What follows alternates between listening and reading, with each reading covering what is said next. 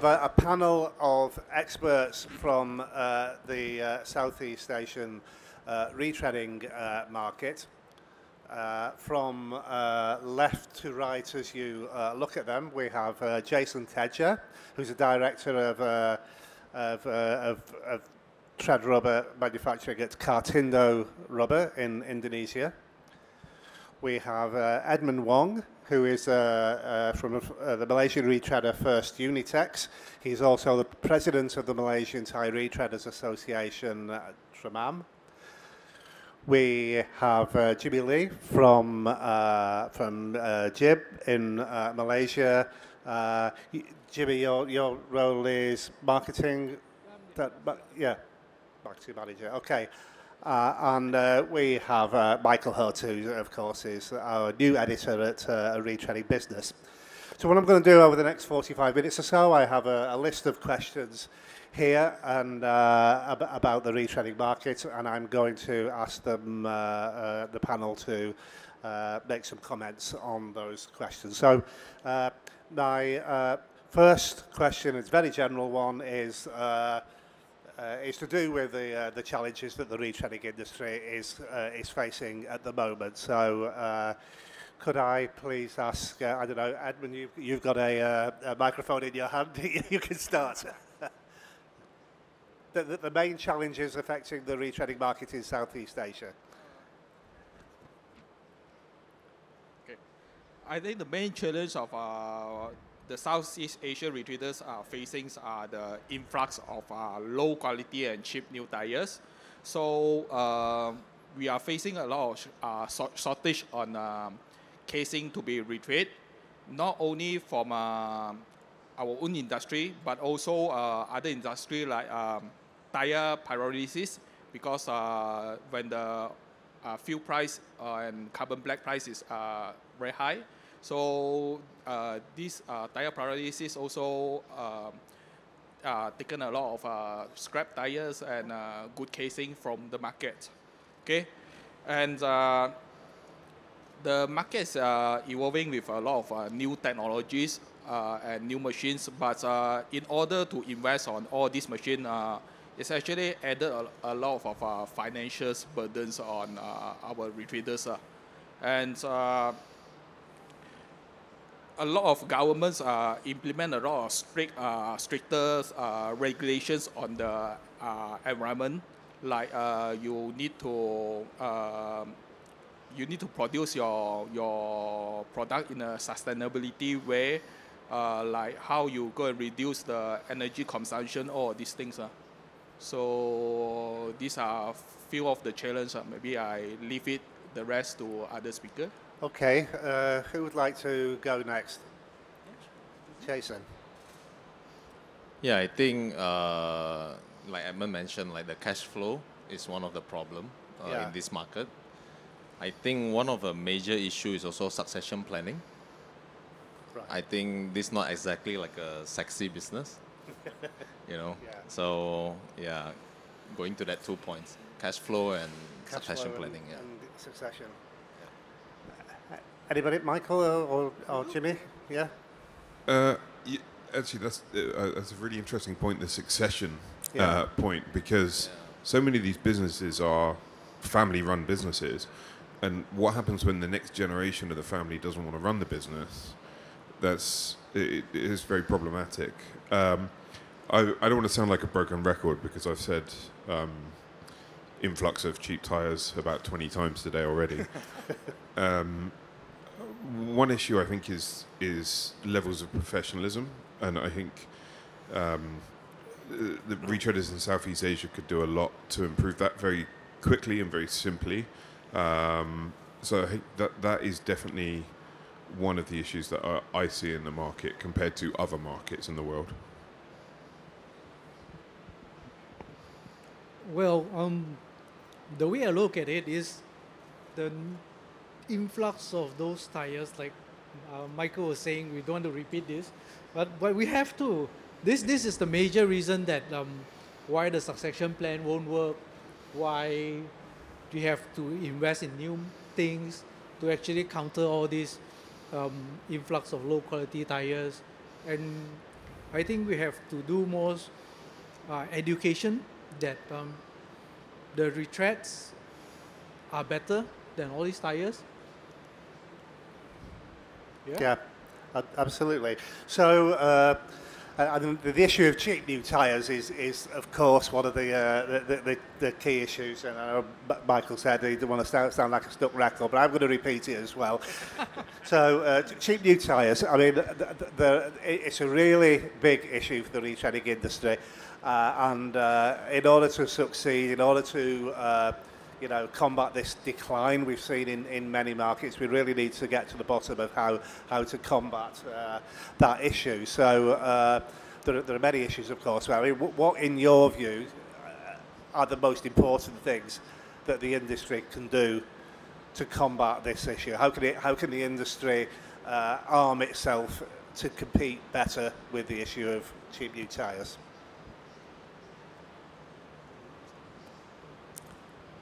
Also, Yeah. I think it's a lot of misconception. I think this morning I heard a few of the talks, a lot of misconception that retreads are not good, that retreads keep failing. But what I see this morning is that new tire fails more than retreads. So I think the education part, the information transfer, and just to get the people to know that it's safe to use retread and will save the environment. Anybody else? I think adding to that is like maybe a quality retread, Yeah. educating good compound, good retreads. So a move to higher quality level of retreading is what you're Yeah. advocating. Yeah, yeah. Yeah, I think there's kind of maybe 2 or 3 mechanisms. One of them is improving quality of retreads, but we do have a lot of good quality retreads. They just cost very similar to these cheap tires, so that's problematic. I do think governments in this part of the world have to take some responsibility for this as well. Looking at Indonesia recently, the politics involved even in tire imports is is quite high, and I think in Malaysia there's almost the opposite, in that nobody in government seems to care that there's all of these tires coming into the country and destroying local industry almost. So I think there definitely has to be some element of government that looks at these problems, especially when all of this waste ends up getting dumped in Southeast Asia. Up until fairly recently, Southeast Asia was importing waste from other countries. Yeah. So there has to be something that the government has to say, okay, hold on a second, we need to actually take a step back, look at this, analyze the situation, and see where we can help the retreaders as well. I think the retread tires shouldn't focus on the pricing, because mainly now we can't compete with those low quality tires because of when we compare the upfront price. Okay, yes, retread it looks like it's more expensive, but when you look at the cost per kilometers, the CPK, okay, with a single life tires with multiple retreads, you can actually get a lower CPK when comparing using new tires. So I think we shouldn't focus on the upfront price, but always talking about the long-term investment and the total cost of the ownership of the tires. Yeah, rather than simply CPK. Yeah, yeah. I mean, you've led me on nicely to one of the other questions, which is the issue of CPK, total cost of ownership. I mean, it seems to me a lot of this issue is about communication to fleets, training fleets managers to how to measure the total cost of ownership. I mean, what are your views on this, and how can the fleet industry or the haulage industry in Asia, how can you communicate better to these guys why they should be using retreads, about performance and safety and sustainability and so on? Yeah, I mean, the fleets that I've dealt with in the past, I've dealt with quite a few of them. You know, some are very on top of what's going on with their tires. Others just have no idea whatsoever. So I think that, you know, there's a balance between educating and helping those that know what's going on improve, and then, I mean, without sounding blunt, for those that don't understand and don't get it, you know, as an industry, let's try and take that responsibility away from them. You know, that's a value-added service that us in the tire industry can offer to fleet customers. Is like, let us manage your tires. You know, we're the people that manage tires. You know, just give it to us. Let us do it, and then, you know, that becomes a additional service that you can offer to customers, and B, it results in the customer saving money overall on their tire expenditure because it's being managed by experts. I think that's a good point by Michael, because by adding new services, you actually also improve the competitiveness of the retread plant. Yeah. So you can get more efficient in that sense. Yeah. I would say that a lot of fleet users they actually don't understand about tires. You know, they don't even know there's a difference on tires. Like some of the tires have special applications for better accidents, wear resistant, better grip, or low rolling resistant. So they look at the tire, is still everything is the same, black and brown.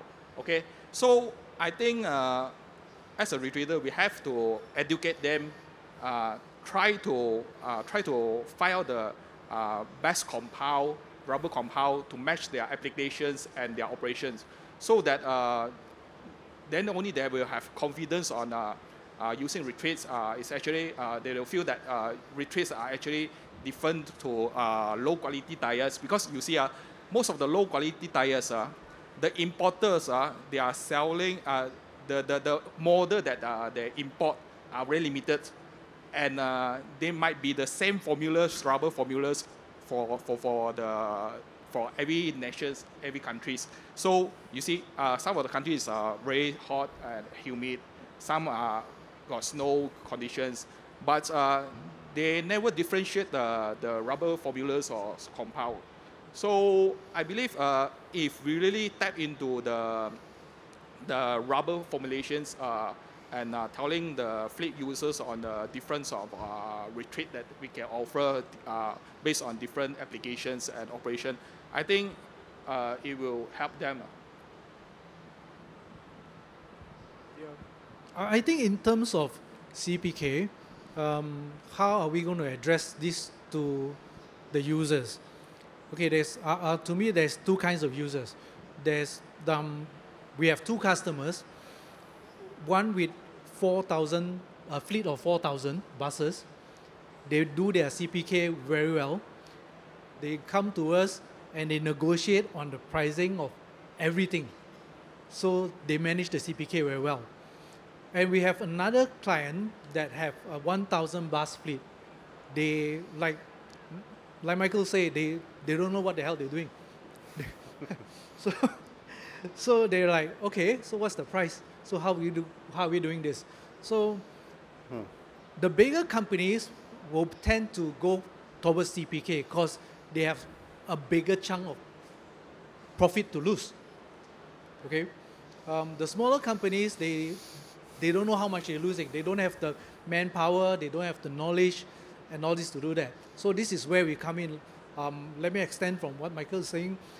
This is where we come in, that it's like an outsourcing part of the CPK. You gave us the duty to help you manage your CPK for you. We manage your tires and your new tires up to your retreads. And at the end of the day, we save you money. And with the money saved, certain part will go back to the profit for the retreaders. This is how the retreader can be sustainable as well. Yeah. So one other point just occurred to me. A CPK contract for a retreader can also be quite risky, because if the CPK goes in the wrong direction, all of a sudden you're you're losing money. So, those negotiations for CPK contracts are, quite precarious. They take quite a long time. There's, a mix of art and science to working out what a CPK is going to be. But I think there are other models alongside, pure CPK that people can look at, and that's kind of, product plus services, right? So you charge the product as you would normally, but then you add additional services on top. You could do something like a fixed rate for product plus service over the course of a month on a monthly contract. So I think there are different ways to get around this problem that doesn't necessarily say, okay, well, either I'm going to sell you tyres at cost or I'm going to do a full CPK contract. There are steps in between.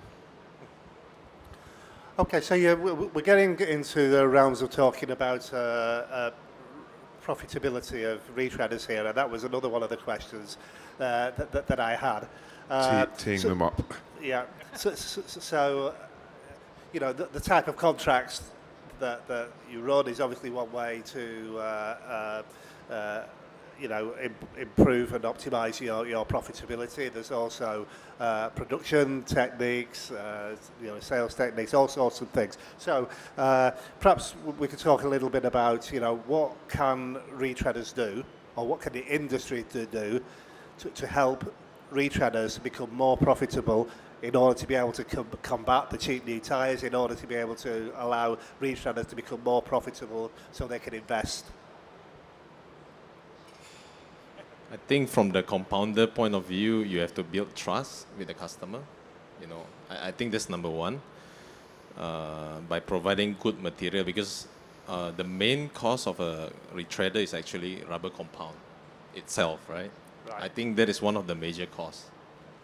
Yeah. So by providing good material, I think you increase the profitability. Yeah. Sure. I think from a practical application as well, pure logistics is a huge cost to any retreader, because they have to go. If you're a distributor and a retreader, you have to send tyres out, collect tyres, send them back out again. So optimizing that logistics loop. And again, when we go back and talk about sustainability, we could talk about like a completely closed loop system where you could throw recycling into that mix as well. Then you've got new tyre distribution, retreading, collection, drop off, back to recycling in one very nice holistic loop. That would, I think, definitely help save almost any retread company money. Yeah, that's optimization. I think it's quite important. So I was looking on this question on two parts of it. The first part is efficiency. I mean, we retreaders have to be more efficient in terms of energy, human, and new technology coming in. Like this morning, we were seeing the new Bandec machine, automated machine. They don't use human. So as all this technology comes in, it reduces the cost for all the retreaders. That is where the profitability comes in. Okay, and the second part is where we were talking just now, where we gave services. And this morning, like in the North America talk, I remember that they are actually giving out services, providing services that is actually telling them, okay, this is how far your tire goes, this is how much your money make, how much you save using the retreads and all this. These are services that we can actually charge back to the customers, and they are very gladly to pay for it, because it comes from the savings from the CPK, from the CPK. So it's like what I said just now, that all the savings that you save for the customer, part of it goes to your profit as a retrader. I think that's a very good point, like integrating the whole thing, like selling new tire, giving services, can increase the profit. Yeah, I think the industry has, over the years, has got to the point where it's difficult for independent retreaders to just do retreading, especially if they don't have their own distribution network, right? So the opportunity to have or to expand or diversify into other businesses is one way of increasing profits. The next question I wanted to ask is you know, we've got two compounders here. We've got one retreader, and we've got one guy who used to work for a retreader. So one of the questions I had was, you know, how can tread rubber suppliers, what can tread rubber suppliers do to increase their support to independent retreaders? And by that I mean, you know, what services can tread rubber suppliers provide to help retreaders become more efficient in the marketplace? So, but two against two here. Off you go. I think, yeah, giving good quality rubber. Yeah. You know, telling the truth to the customer, being honest, Yes. building the trust. I think that's one of them. Yeah, absolutely. Okay. In retreader points of view, I think a lot of retreaders, when they're buying compounds, they don't even know what are they buying. They don't know the properties of the compounds. So I think the compounder should give some trainings or some market informations on the, what kind of products are they selling. Yeah. In terms of only selling on price, you should tell them this grade of rubbers, what is the performance metrics, how many kilometers it can be achieved, and we will have a better lower rolling resistance, and I think compounder also can share some of the latest technologies, because we have come approach so many retreaders, so you have a lot of information on this, right? Yeah, I agree on that. We have the privilege to serve many retreaders, so we have seen like a few. I think that's one of the things that we can value add to our customer, telling them about the strategies, you know, how to do the business. Right. Yeah. I think that's a different kind of value add. Of course, like the technical service, the tests and all that. Yeah, that's good. And Okay. Okay, I think there's two parts to this. Okay, because we do handle different kind of customers. Okay, let me put it into context. For bigger customers, we have customers that's like doing 20,000 pieces a month. Okay, on those retreaders, I think what is more helpful for them is that we want to cater for their needs, because they at doing 20,000 a month, they really know what kind of compound they want, what kind of rubber they use, and what kind of customer they are facing, because they're big enough. They have all the information. Okay, when we go to smaller retreaders, on that part, I think what we in GIIB are doing is we are doing total tire solutions. So we team up with new tire suppliers, and we team up with retreaders, and we sell the whole solutions to the fleet. Okay, and when we get the businesses, we actually share it among the new tires and the retreaders as well. Okay, so the key takeaway is the bigger customers, we actually fulfill their needs. They know what they want. On other retreaders, we actually try to bring in business and share business with all our retreader partners. Yeah, I think Jimmy summed it up perfectly. It's essentially two-way communication. And, you know, this should, as you said again, it should be between tire manufacturers and retreaders, and tread suppliers and retreaders.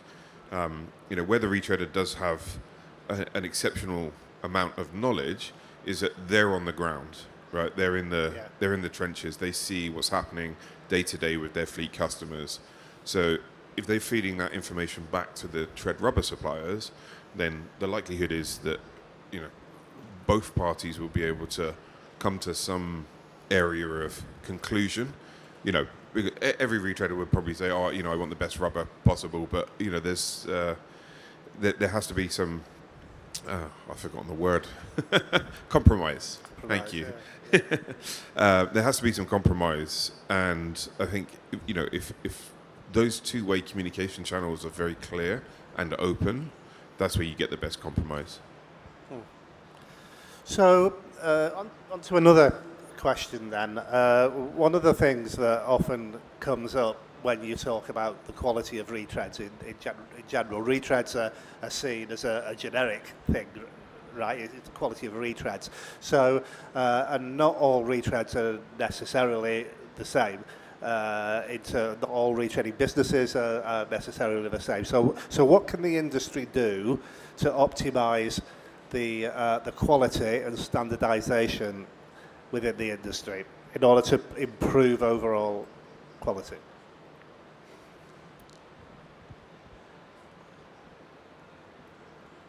I think first of all, the industry have to come up with their own standard. Okay, of course, like Europe, you have the UN ECER 109, right? For retread tires, and for Malaysia market we have MS 224, and maybe Indonesia is still trying to sort out the SNI. Okay, so with all these standard, then only the retreader will comply to the standard. Then only you can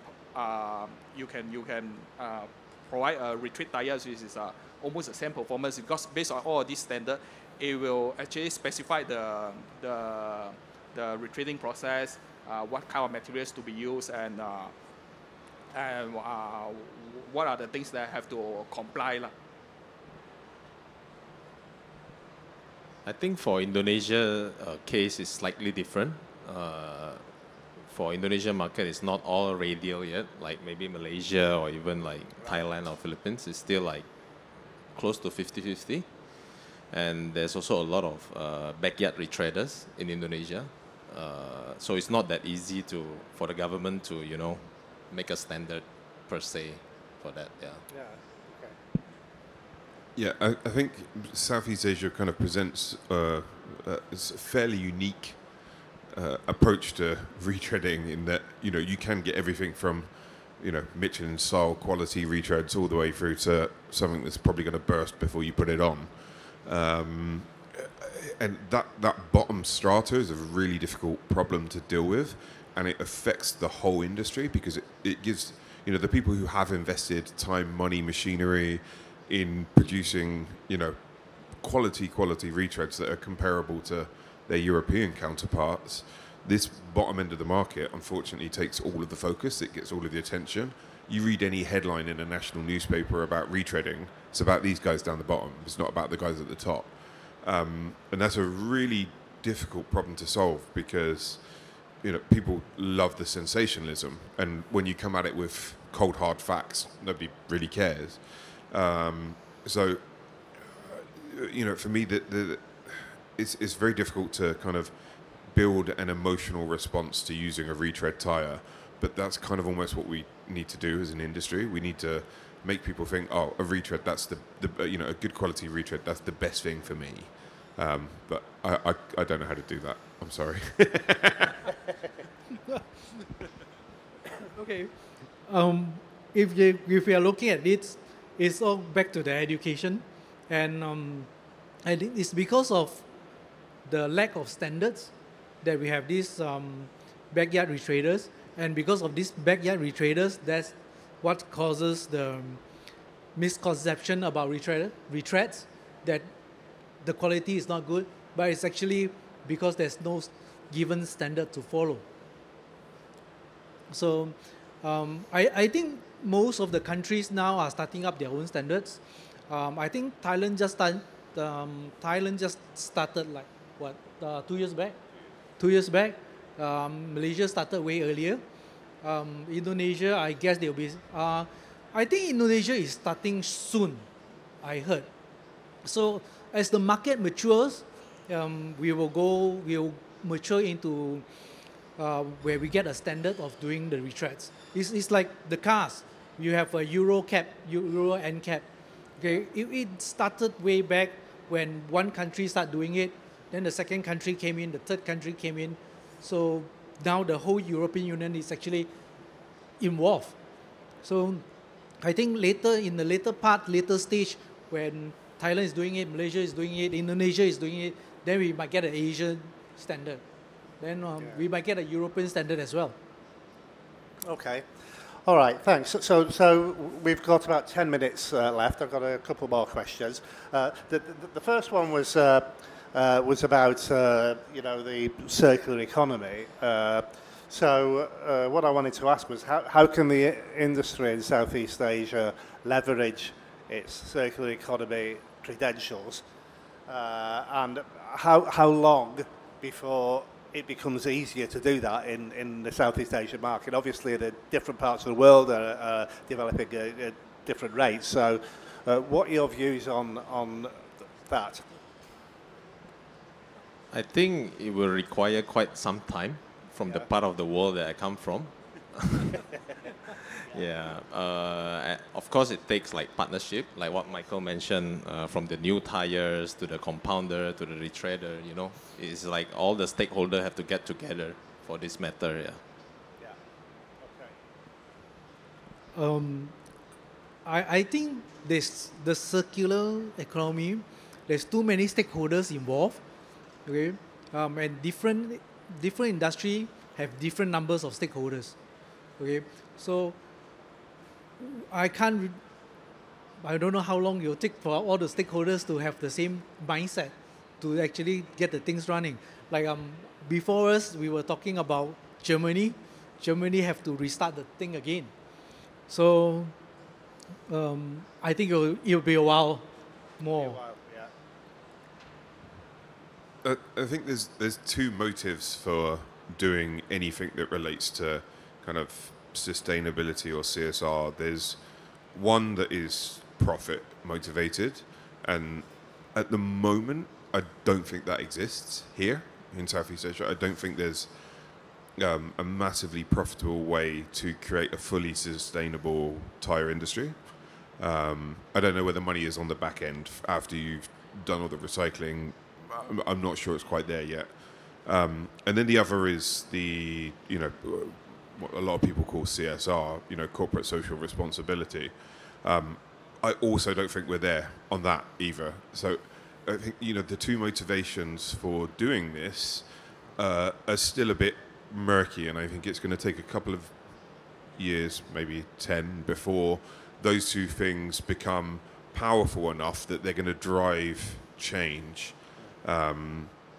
Because at the moment, I just don't see the incentive for many companies to kind of push this. There are some people who, just absolutely obsessed with, we need to do this because it's going to be good for our nation, good for the environment, etc.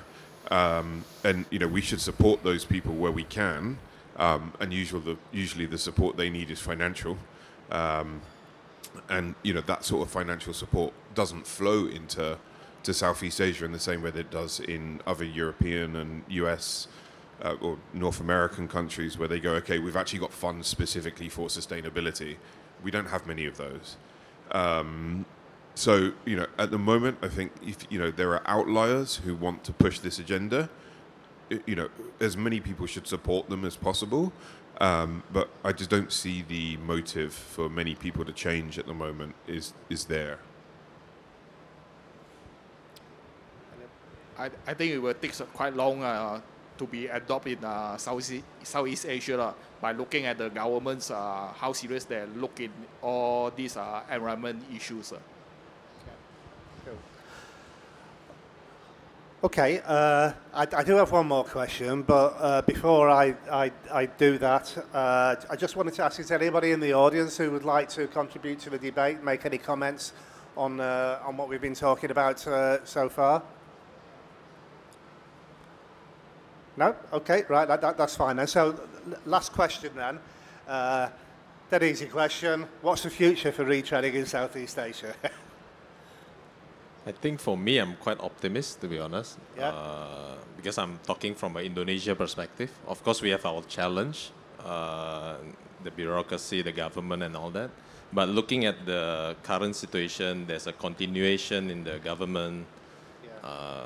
The new government, the new president-elect is actually following the incumbent.